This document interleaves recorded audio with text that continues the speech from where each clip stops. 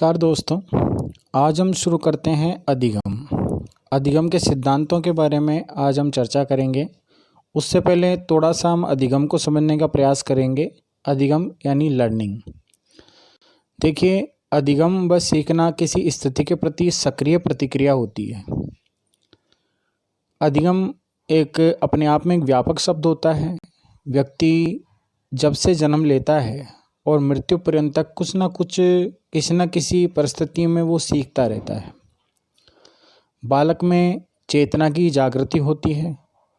वातावरण जैसे जैसे उसको मिलता है उसके प्रति उसकी प्रतिक्रियाएं होती रहती हैं और वातावरण में वो जीना सीखता है तो उसकी जो क्रियाएं होती हैं वो क्रियाएं करना प्रारंभ करता है और उन्हीं अनुभवों के आधार पर उसमें व्यवहार परिवर्तन होता है। यही व्यवहार परिवर्तन ही अधिगम कहलाता है। तो हम ये कह सकते हैं कि एक तरह से आदत हुई या ज्ञान हुआ या अभिवृत्तियाँ हुई, इनको हम अर्जित करते हैं और अर्जित करना ही सीखना होता है। जब हम इनको अर्जित करते हैं तो अपने व्यवहार में भी परिवर्तन होता है। तो अधिगम केवल आदत ज्ञान अभिवृत्तियों को अर्जित करना ही नहीं बल्कि इनके द्वारा हमारे व्यवहार में परिवर्तन भी होना जरूरी है। हम कुछ परिभाषाओं की चर्चा भी यहाँ पर करेंगे। कुछ जैसे गॉर्डन मर्फी ने कहा है कि अधिगम शब्द में वातावरण संबंधित आवश्यकताओं की पूर्ति के लिए वे व्यवहार में होने वाले सभी प्रकार के परिवर्तन सम्मिलित है।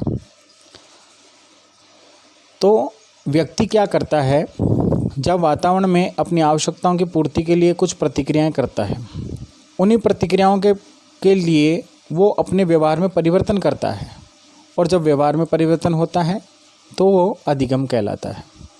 ऐसे ही कई परिभाषाएं यहाँ पर है। जैसे गेट्स की परिभाषा हम उठाएंगे, यहाँ से देखेंगे कि अनुभव एवं प्रशिक्षण के द्वारा व्यवहार में होने वाले परिवर्तन को अधिगम कहते हैं।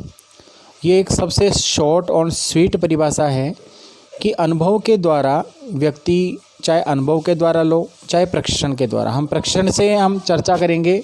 थोड़ा सा हम यहाँ पर देखने का प्रयास कराऊंगा मैं आपको।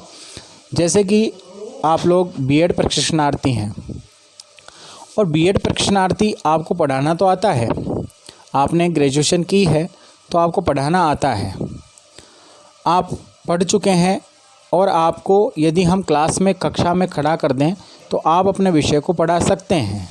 लेकिन आपको किस प्रकार पढ़ाना है, कैसे बच्चों का मनोविज्ञान समझना है, इन बातों से आप अभी अनभिज्ञ हैं।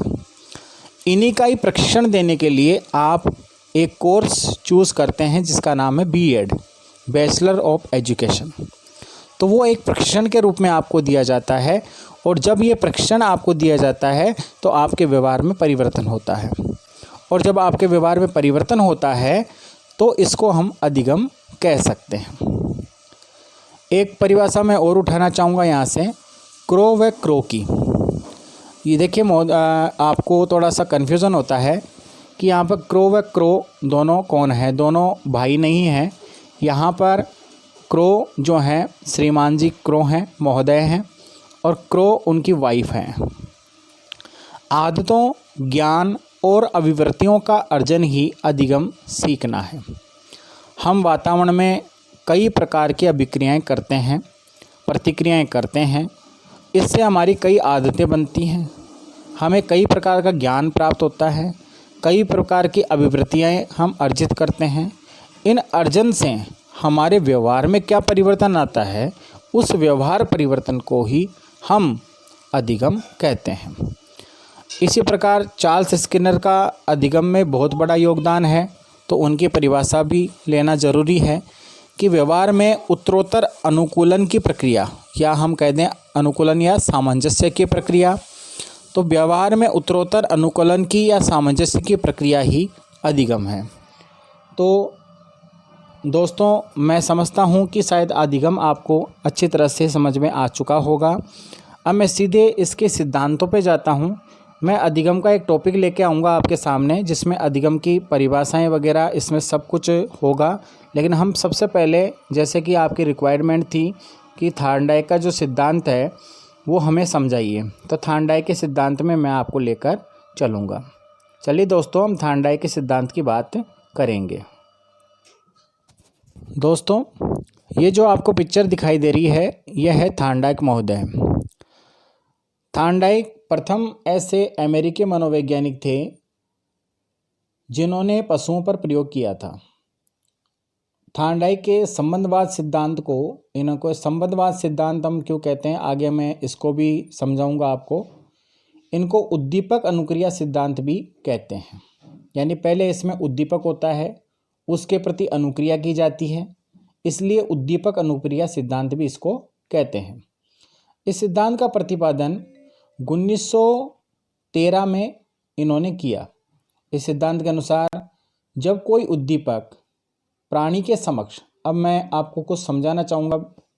यहाँ पर दो चीज़ें आती हैं हमारे पास। एक यहाँ पर मैंने आपको उद्दीपक बताया, एक अनुक्रिया बताई। पहले आप उद्दीपक और अनुक्रिया को अच्छी तरह से समझ लें। उद्दीपन यदि आप राइट डाउन करना चाहें तो अपनी नोटबुक निकाल लें और उसमें लिख लें उद्दीपन। उद्दीपक क्या होता है? देखिए, वह वस्तु या स्थिति जो किसी भी व्यक्ति को कार्य करने के लिए प्रेरित करती है। मैं दोबारा बोल रहा हूँ, वह वस्तु या स्थिति जो किसी व्यक्ति को कार्य करने के लिए प्रेरित करती है, उसे उद्दीपन कहते हैं। वो उद्दीपक का काम करती है। जैसे मान लीजिए आपको भोजन है, भोजन आपके सामने रखा हुआ है। अब आपको वो जो उद्दीपक है वो आपको खाने का काम करेगा। पानी है, पानी आपके सामने रखा हुआ और आप प्यासे हैं, तो पानी आपके लिए उद्दीपक का काम करेगा। आपको ज़्यादा, आप वैसे भोजन के लिए भूखे रह सकते हैं, लेकिन यदि भोजन सामने रख दिया जाए तो आपको ज़्यादा उसके प्रतिक्रिया करने के लिए प्रेरित होंगे आप ज़्यादा। इसी प्रकार लक्ष्य हमारा जो होता है, वो लक्ष्य भी उद्दीपक का काम करता है। इसलिए वह वस्तु या स्थिति जो किसी भी व्यक्ति को कार्य करने के लिए प्रेरित करती है, उसे उद्दीपक कहते हैं। जैसे भोजन हुआ, पानी हुआ, हमारी कई आवश्यकताएं हुई, हमारे लक्ष्य हुए, हमारे उद्देश्य हुए, ये सब उद्दीपक का काम करते हैं। इसको हम स्टिमुलस कह सकते हैं। अब अनुक्रिया, रेस्पॉन्स, ये क्या होता है? देखिए, उद्दीपक के लिए हम एस का यूज करते हैं हमारे मनोविज्ञान में, और अनुक्रिया के लिए आर का प्रयोग करते हैं। अनुक्रिया क्या होती है? उद्दीपन के अनुसार किए जाने वाला कार्य। जब भोजन आपके सामने रख दिया तो आप क्या करेंगे? भोजन को फेंक देंगे? नहीं ना, भोजन को क्या करेंगे? खाएंगे। तो क्या कर रहे हैं आप? अनुक्रिया कर रहे हैं, खाने की अनुक्रिया कर रहे हैं। पानी आपके सामने रख दिया तो क्या करेंगे? पिएंगे उसको। तो ये क्या है? अनुक्रिया है। तो उद्दीपक के अनुसार किया जाने वाला कार्य अनुक्रिया कहलाता है। तो इस प्रकार से अब हम इसको, उद्दीपक को अच्छी तरह समझ गए होंगे। अब मैं इस चीज़ को समझाना चाहूँगा। इस सिद्धांत के अनुसार जब कोई उद्दीपक प्राणी के समक्ष उपस्थित किया जाता है, जो कोई भी उद्दीपक हो, जैसे उद्दीपक मैंने बताए थे, भोजन है, पानी है, या आपका कोई लक्ष्य है वो आपके सामने रख दिया जाए, तब वह उसके प्रति प्रतिक्रिया करता है। प्रतिक्रिया सही अथवा संतोषजनक होने पर उसका संबंध विशेष उद्दीपक से हो जाता है। हम बहुत सारी प्रतिक्रियाएं करते हैं, हम एक प्रतिक्रिया नहीं करते हैं, हम बहुत सारी प्रतिक्रियाएं करते हैं। दोस्तों, ये थोड़ा ध्यान देने की बात है। थार्नडाइक महोदय ने यही बताने का प्रयास किया है कि हम बहुत सारी प्रतिक्रिया करते हैं। उन बहुत सारी प्रतिक्रियाओं में एक संतोषजनक होने पर, प्रतिक्रिया के सही या संतोषजनक होने पर उसका संबंध एक विशेष उद्दीपक से हो जाता है, जिसके कारण प्रतिक्रिया की गई है, तो एक बॉन्ड बन जाता है। ये क्या बन जाता है? बॉन्ड बन जाता है। इसलिए इनका जो सिद्धांत है वो बॉन्ड थ्योरी के नाम से भी जाना जाता है। इनका जो सिद्धांत है वो किसके नाम से जाना जाता है? बॉन्ड थ्योरी के नाम से भी जाना जाता है। दूसरे शब्दों में कहें कि अधिगम की प्रक्रिया के दौरान उद्दीपक तथा अनुक्रिया के बीच बंधन होगा। उद्दीपक और अनुक्रिया के बीच, यानी स्टिमुलस और अनुक्रिया के बीच एक बंधन होगा। उस बंधन को, उस संबंध को हम उद्दीपक अनुक्रिया बंधन कहते हैं। इसी को उद्दीपक अनुक्रिया सिद्धांत भी कहा जाता है। इन बंधनों के बनने की प्रक्रिया अनेक बातों पर निर्भर करती है। परिणामों की संतुष्टि, ये बंधन सुदृढ़ होते जाते हैं। जब परिणाम संतुष्ट हो जाते हैं, जैसे मान लीजिए हमें भोजन मिल रहा है और भोजन हमारी आवश्यकता के अनुरूप मिल गया, तो बंधन सुदृढ़ होते जाते हैं। तथा परिणामों के संतोषप्रद न होने पर ये बंधन कमज़ोर हो जाते हैं। मान लीजिए आपको भोजन तो मिला, लेकिन भोजन इतनी ही मात्रा में मिला कि आपकी भूख शांति नहीं हुई, तो परिणाम जब संतोषप्रद नहीं मिलेंगे तो बंधन कमज़ोर हो जाते हैं। इस प्रकार के उद्दीपक अनुक्रिया बंधनों का बनना ही सीखना है। जब ये बंधन बिल्कुल सुदृढ़ हो जाते हैं तो कुछ ना कुछ सीखने को मिलता है। इसलिए इस सिद्धांत को संबंधवाद या बंध का सिद्धांत यानी बॉन्ड थ्योरी के नाम से भी जाना जाता है। इस सिद्धांत को प्रयास व त्रुटि का सिद्धांत भी कहते हैं, क्योंकि आगे हम इसको भी समझाने का मैं प्रयास करूंगा कि प्रयास और त्रुटि का सिद्धांत इसको क्यों कहा जाता है। लेकिन इससे पहले दोस्तों, मैं थार्नडाइक के इस सिद्धांत के बारे में बताने से पहले थार्नडाइक महोदय ने इस सिद्धांत के लिए 3 प्रकार के नियम बताए, जिनको हम मुख्य नियम कहते हैं। और इन मुख्य नियम और 5 प्रकार के गौण नियम इन्होंने बताए, जिनकी भी हम चर्चा करना बहुत ही ज़रूरी है। सबसे पहला जो नियम इन्होंने बताया है वो है तत्परता का नियम। तत्परता का जो नियम है वो किस प्रकार से हमें बताएगा, वो हमें यहाँ पर देखना है। देखिए, यह नियम बताता है कि अधिगम तब ही घटित होता है, अधिगम जब भी होता है जब अधिगमकर्ता सीखने के लिए तैयार हो। मान लीजिए आप किसी बच्चे को पढ़ा रहे हैं, किसी व्यक्ति को पढ़ा रहे हैं और वो पढ़ने के लिए तैयार ही नहीं है, तो आप चाहे किसी भी प्रकार से पढ़ाने की कोशिश कर लें, वो व्यक्ति किसी प्रकार से पढ़ने के लायक नहीं रहेगा। आप कितना ही प्रयास कर लें। इस नियम का तात्पर्य यह है कि यदि हम किसी कार्य को सीखने के लिए तैयार या तत्पर होते हैं तो हम उसे शीघ्र सीख लेते हैं, और सीखने के लिए तैयार नहीं होते हैं तो सीखने में बाधा उत्पन्न होती है। प्रोफेसर भाटिया महोदय का मैं एक उदाहरण देना चाहूँगा। प्रोफेसर भाटिया ने इसको कहा है कि तत्परता या किसी कार्य के लिए तैयार होना युद्ध को आधा विजय कर लेना जैसा है। यदि आप किसी युद्ध पे जा रहे हो और उसके लिए तत्पर हो, किसी कार्य को करने को तैयार हो, तो युद्ध को आधा विजय कर लेना है। ये प्रोफेसर भाटिया महोदय ने कहा है। इसको हम एक उदाहरण के द्वारा, बहुत ही उदाहरण आता है और परीक्षा में भी काफ़ी प्रश्न पूछा गया है। इस प्रश्न के बारे में मैं आपको चर्चा करना चाहूँगा कि काफ़ी इसमें प्रश्न किया गया है, और ये प्रश्न मैं ज़रूर समझता हूँ कि आपको शायद ज़रूर समझ में आएगा। एक घोड़े को पानी पिलाने के लिए ज़बरदस्ती तालाब तक तो हम ले गए, क्योंकि उसकी जो नकेल थी वो हमारे हाथ में थी, परंतु उसे पानी पीने के लिए आप वाध्य करके दिखा दो, ये कभी नहीं हो पाएगा। क्यों नहीं हो पाएगा? क्योंकि वो तत्पर नहीं है पानी पीने के लिए। आप उसको कहीं ले जा सकते हो, तालाब के पास ले जा सकते हो, लेकिन उसे पानी पीने के लिए बाध्य नहीं कर सकते। जब घोड़ा पानी पीने के लिए तत्पर होगा तभी तालाब से पानी पिएगा, अन्यथा वो पानी नहीं पिएगा, किसी भी हालत में नहीं पिएगा। एक और मैं यहाँ पर उदाहरण लेना चाहूँगा। यदि मैं आपको समझा पा रहा हूँ घोड़े के उदाहरण के द्वारा, तो आपको अच्छी तरह समझ में आ रहा होगा।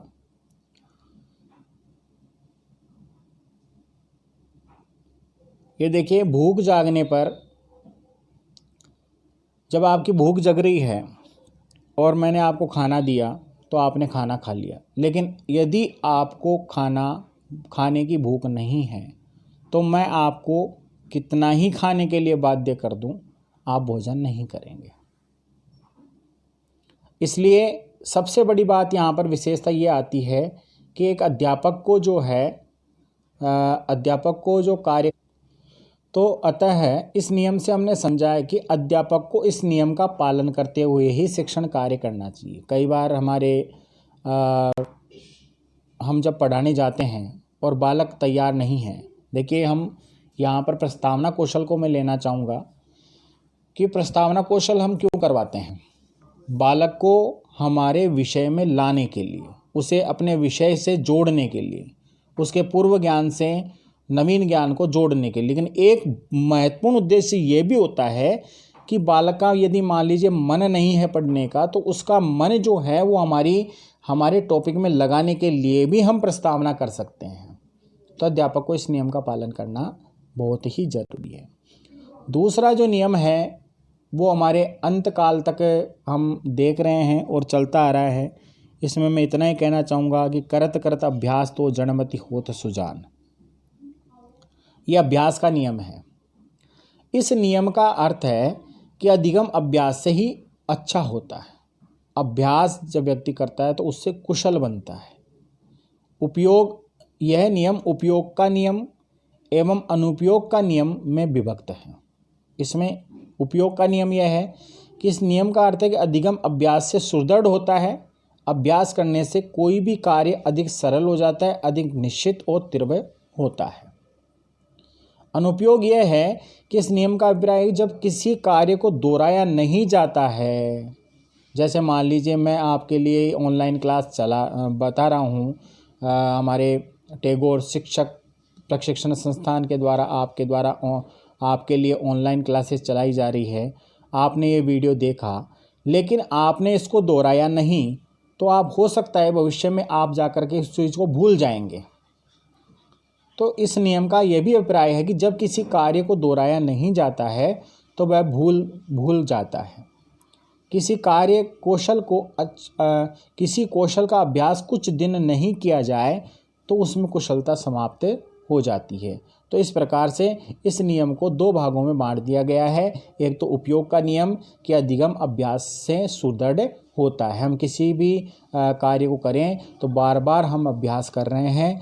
करत करत अभ्यास तो जड़मति होत सुजान, रसरी आवत जात ते सिल पर पड़त निशान। अर्थात कोई भी मान लीजिए जो पहले कुआं होता था, उस कुएं पर रस्सी से हम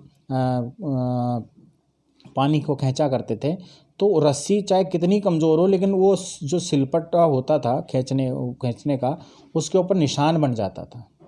तो ये उपयोग का नियम है। दूसरा जो है अनुपयोग का नियम यह है कि मैंने आपको कोई चीज़ सिखाई, हमारे टीचर्स ने आपको कोई चीज़ सिखाई और उस सीखने पर, उस कौशल को आपने सीखने पर मान लीजिए आपने दोहराया नहीं, लॉकडाउन का समय चल रहा है, आप चुपचाप अपने घर पे बैठ रहे हैं और आप कुछ भी दोहराने नहीं है, हमारा जो सिखाया गया जो भी है उसको कुछ भी नहीं दोहराया, तो वो कुशलता आप में समाप्त हो जाएगी। इसलिए मेरा कहना यही है कि इस लॉकडाउन के समय आप जो है अच्छी तरह से पढ़ाई करें और अच्छी पढ़ाई करें। हम आपके साथ हैं, हमारे जो कॉन्टैक्ट हैं वो आपके साथ हैं और आप किसी भी प्रकार का आपके प्रश्न मन में चल रहा हो तो हमारे से आप संपर्क कर सकते हैं। तीसरा जो नियम है वो प्रभाव का नियम है। प्रभाव या परिणाम का या संतोष का नियम भी कह सकते हैं। देखिए ये नियम क्या कहता है। मैं एक चीज़ कहना चाह रहा हूँ मैं आपको, जैसे मान लीजिए मैंने आपको ये वीडियो सेंड की, मैंने ये आपको पढ़ाया, मैंने आपको ये पढ़ाया और पढ़ा करके और आप पर कुछ भी प्रभाव इसका नहीं पड़ा, आपको कोई संतोष नहीं हुआ, तो मेरा पढ़ाना यहाँ पर आपको सीखना नहीं होगा। तो ये नियम बताता है कि यदि सीखना संतोषप्रद हो तो सीखना तीव्र होता है। यदि आपको मज़ा आ रहा है क्लास लेने में और तो आपको संतुष्टि प्राप्त हो रही है तो आपका सीखना तीव्र होगा। यदि सीखना असंतोषप्रद होता है तो सीखना संभव नहीं होता है। थार्नडाइक का नियम सीखने की प्रक्रिया में पुरस्कार और दंड के महत्व को प्रकाश में लाता है। बच्चे के सीखने पर कोई यदि पुरस्कार दिया जाए तो उसकी प्रशंसा की जाए तो वो आगे बढ़ता है। मैं बच्चों आपको कुछ एक बात बताना चाह रहा हूँ। यहाँ पर एक टीचर को छोटी क्लासों में और बड़ी क्लासों में थोड़ा सा अंतर करना चाहिए। छोटी क्लासों में दंड व्यवस्था थोड़ा सा हम अपना सकते हैं, बड़ी क्लासों में और छोटी क्लासों में थोड़ा सा हमें दो चीज़ों का ध्यान रखना होगा। एक तो होती है आलोचना और एक होती है समालोचना। आलोचना में यदि आप ध्यान रखें कि आलोचना जब हम किसी व्यक्ति की कर देते हैं तो उसकी दो कंडीशन हो सकती है। या तो वो पूरी तरह से ही असंतुष्ट हो जाएगा, तो उसका सीखना वहीं रुक जाएगा, इसलिए उसमें डर रहता है। समालोचना जो होती है इसलिए बेस्ट होती है कि उसके अंदर हम उसकी कमियां भी निकाल रहे हैं, उसकी प्रशंसा भी कर रहे हैं। इससे क्या हो रहा है कि उसके प्रशंसा के साथ साथ वो कुछ सीख भी रहा है। इसलिए मैं समालोचना को यहाँ पर अच्छा मानता हूँ। इसलिए उसकी प्रशंसा की जाए, उसके आगे और सीखने के लिए उसको प्रोत्साहन मिले। दंड मिलने पर बच्चा निरुत्साहित हो जाता है। यदि हम बच्चों को कह दें यार तेरे को कुछ नहीं आता है, तो वास्तविक बात यह है कि फिर उसको कुछ भी नहीं आएगा। तो थोड़ा सा इस पे ध्यान देने की आवश्यकता है। ये बहुत ही अच्छा नियम है। 3 नियम आपको अच्छी तरह समझ में आए होंगे और आगे हम चलते हैं।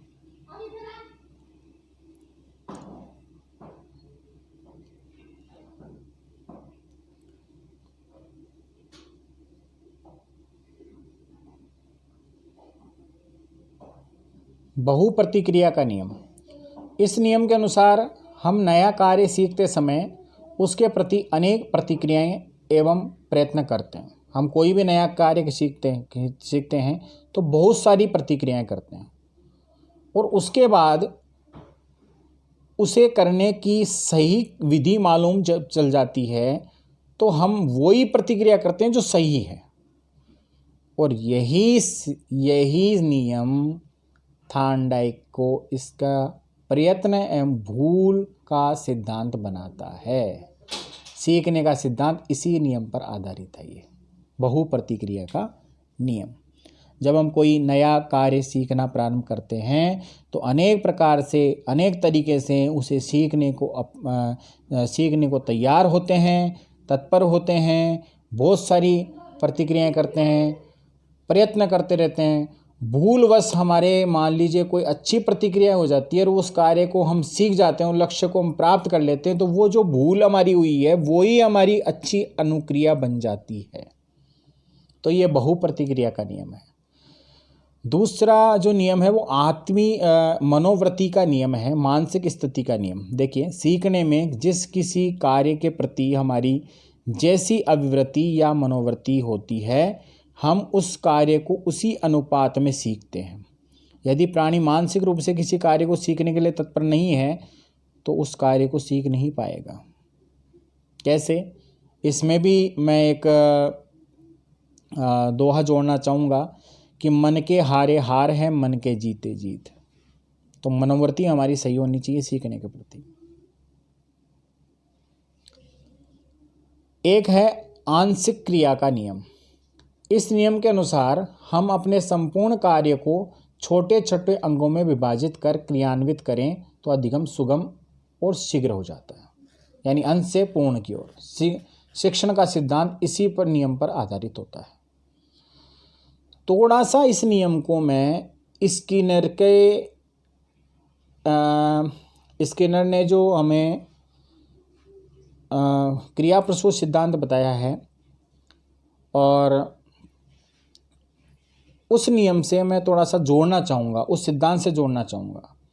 हम मान लीजिए हमारी बुक्स में बच्चों को पढ़ाते हैं, तो जब हम पढ़ाते हैं तो उस संपूर्ण विषय वस्तु को हम छोटे छोटे भागों में बांट दें और जब हम उसको विभाजित करके फिर उसको बच्चों को पढ़ाते हैं तो वो सुगम हो जाती हैं बच्चों के लिए और बहुत ही सरल हो जाती है। और जब वो सरल हो जाती है तो बच्चा शीघ्रता से सीखता है।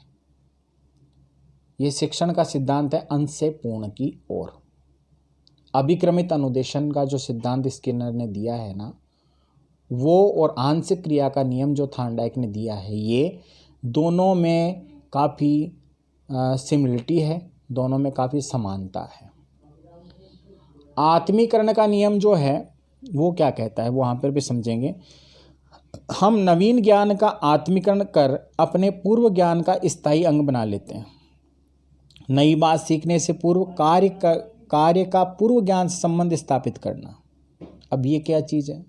ये वही है दोस्तों जो हम आपको बीएड में लेसन प्लान समझाते समय आपको जो प्रस्तावना कौशल समझाते हैं, ये वही है आत्मीकरण का नियम।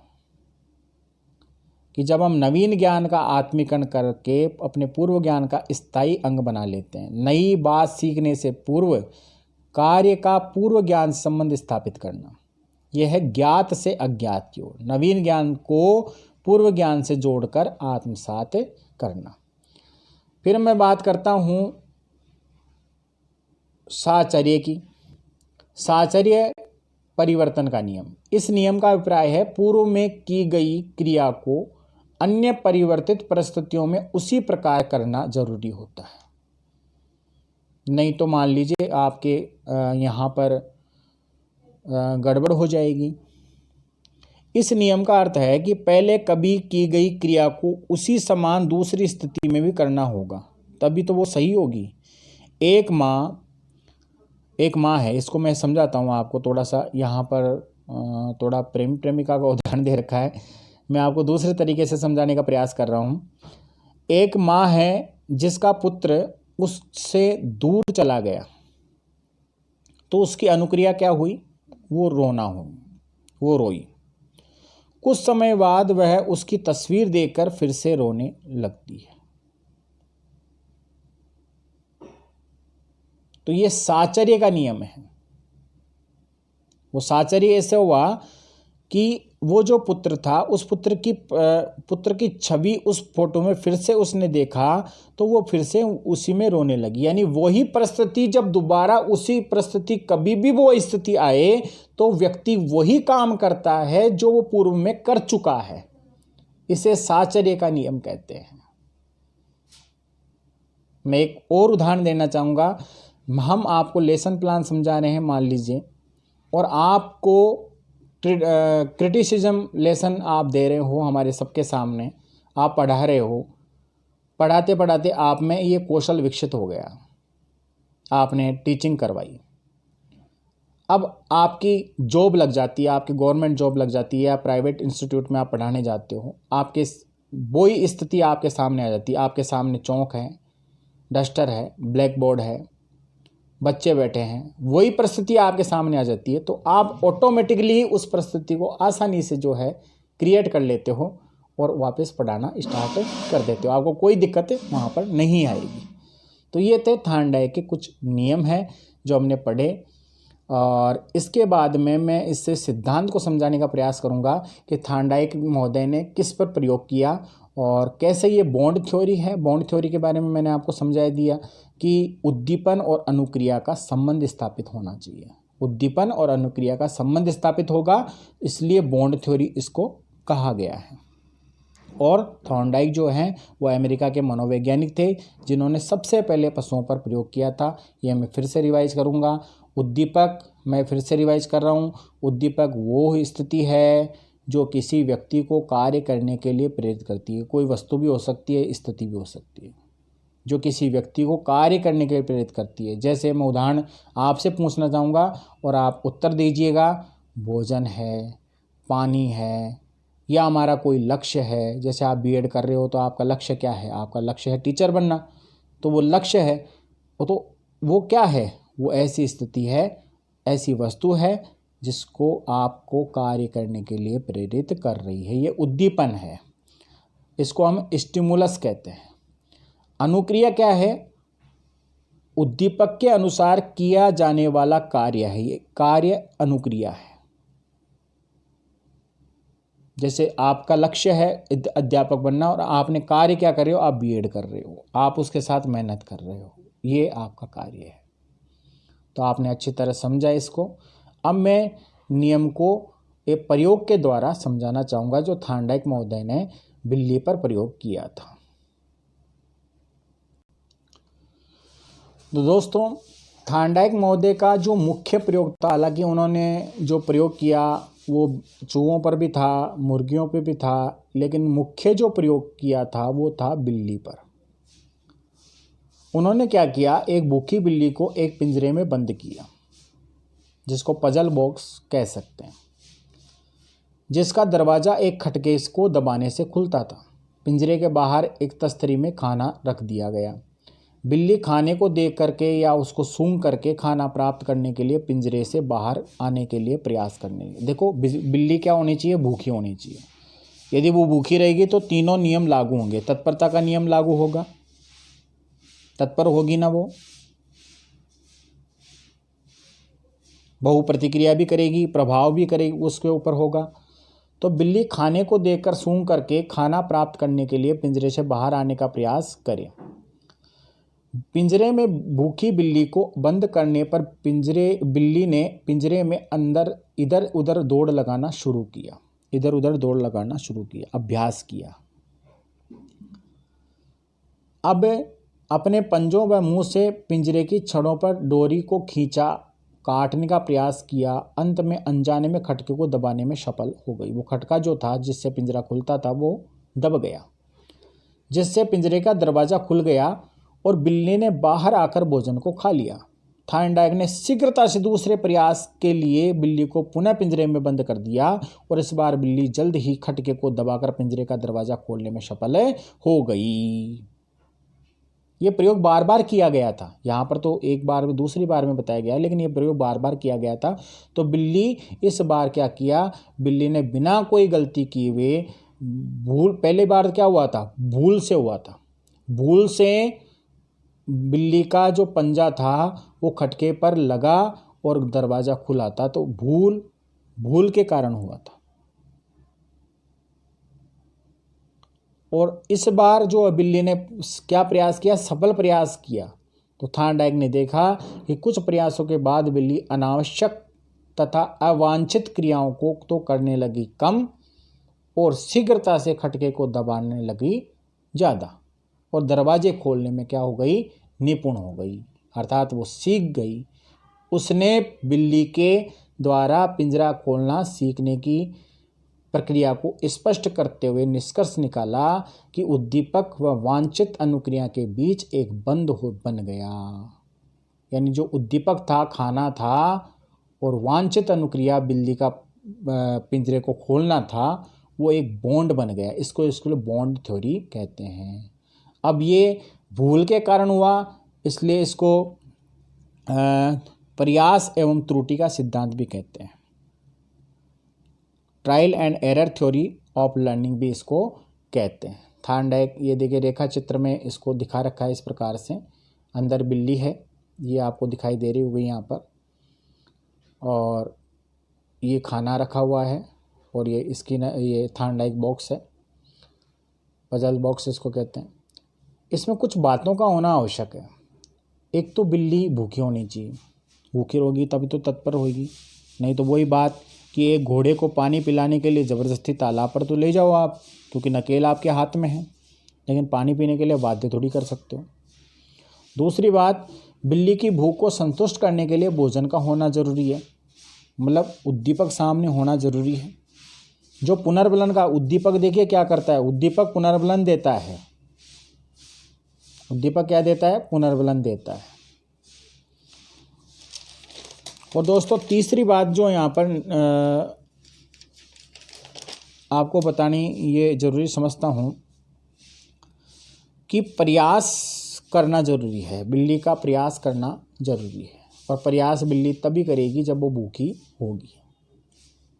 तो अच्छी तरह से ये नियम आपको समझ में आया होगा, आशा करता हूँ। और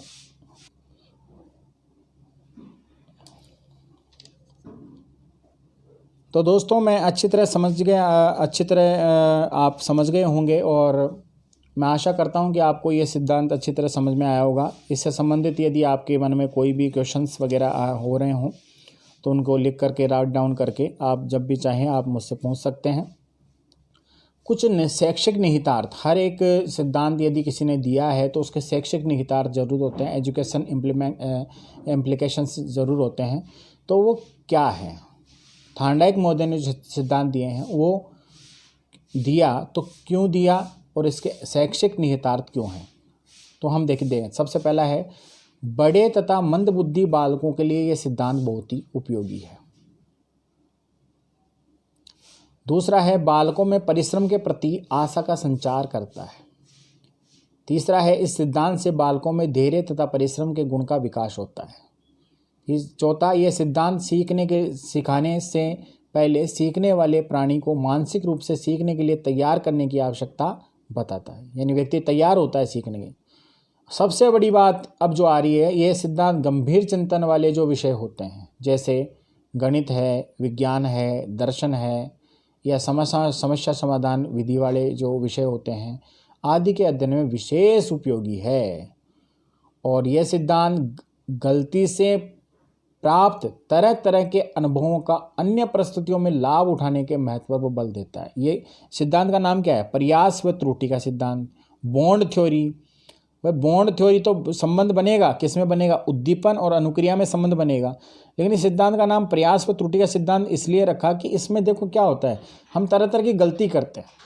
मानव गलती का पुतला है, और मानव जब गलती करता है तो गलती से जब वो सीखता है, हमारे डायरेक्टर महोदय ने कहा है कि यदि व्यक्ति गलती करता है, एक बार गलती करता है और उस गलती से सीखता है, तो इसका मतलब वो अच्छा इंसान है। और एक गलती को बार बार वो दोहरा रहा है तो वो जानबूझ के गलती कर रहा है। इसलिए हमें गलतियों से सीखना चाहिए, उनसे अनुभव से लाभ उठाना चाहिए। और अब मैं थोड़ा सा ट्रिक्स में देना चाहूँगा आपको। थार्नडाइक के सिद्धांत के अलग अलग नाम हैं, तो उन नामों को याद कैसे करें? देखो, SR थार्नडाइक उस बस के अधि पर आसी प्रयास करके छट गया। SR थार्नडाइक उस बस के अधि पर, अधि का मतलब यहाँ पर हम उपसर्ग है ले सकते हैं, सीट ले सकते हैं। अधि पर आसी प्रयास करके, यानी बहुत सारा प्रयास करके छट गया। अब यहाँ उसका मतलब है उद्दीपक प्रतिक्रिया का सिद्धांत।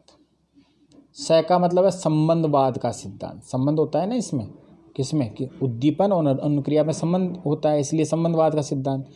उद्दीपक प्रतिक्रिया का सिद्धांत, संबंधवाद का सिद्धांत, ब यानी बंध का सिद्धांत, बॉन्ड थ्योरी। बॉन्ड थ्योरी भी कहेंगे, इंग्लिश में इसका नाम है बॉन्ड थ्योरी। स का मतलब संबंधवाद का सिद्धांत। तो इस प्रकार ये जो सिद्धांत है ये आपको समझ, तो आपको अच्छी तरह ये समझ में आया होगा। इसके स्क्रीनशॉट्स भी आप ले सकते हैं। मैं हमारे जो निदेशक हैं श्री प्रबल शर्मा और हमारी जो प्राचार्य महोदय हैं डॉक्टर पुष्पलता जी शर्मा, हमारी चेयरमैन श्रीमती आरती शर्मा और हमारे प्रेरणा स्रोत रहे हैं श्रीमान प्रदीप जी शर्मा, मैं सबको याद करते हुए आप सभी लोगों को धन्यवाद देते हुए, आपका आशीर्वाद लेते हुए, और ये मेरा प्रयास है बच्चों को ऑनलाइन क्लास देने का, ताकि लॉकडाउन में उनके काम आ सकें। आगे भी मेरा प्रयास करता रहूँगा और बच्चों से मेरी यही उम्मीद है कि इस वीडियो को बार बार देखें, ताकि ये महत्वपूर्ण सिद्धांत आपके काम आ सकें। ये सिद्धांत केवल बीएड की परीक्षा में ही नहीं, बल्कि आपके फर्स्ट ग्रेड, सेकंड ग्रेड और थर्ड ग्रेड तीनों एग्ज़ाम में काम आने वाला सिद्धांत है। धन्यवाद दोस्तों। मैं अंबुज कुमार शर्मा इन शब्दों के साथ विराम लेता हूँ। नमस्कार।